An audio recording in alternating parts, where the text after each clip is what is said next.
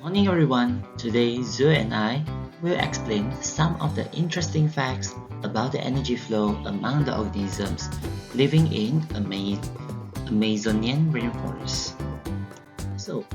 We have found that there's a food web in the Amazonian rainforest which consists of various producers, primary, secondary, tertiary, and quaternary consumers.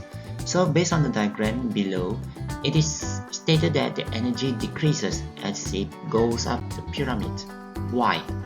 Because the first law of thermodynamics states that the energy is only able to be converted from one form to another, whereas the second law of thermodynamics states that there is a portion of energy lost in the form of heat during the energy conversion. For instance, the heat energy is lost during the respiration, removal of excretory wastes, synthesis of new tissue, and so on and so forth. So when the trophic levels goes up, for instance, like producer goes to the primary goes to the secondary, and so on, there's only 10% of the energy is being received from the organism from the previous level.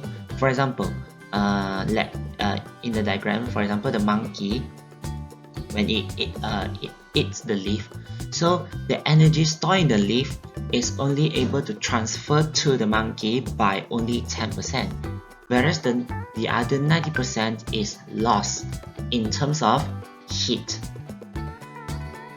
Okay, so perhaps this is some general introduction or general facts about the food web or in terms of energy flow happening in Amazonian rainforest.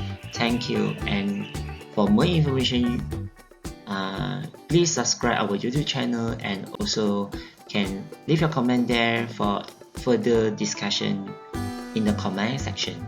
That's all from us. Thank you.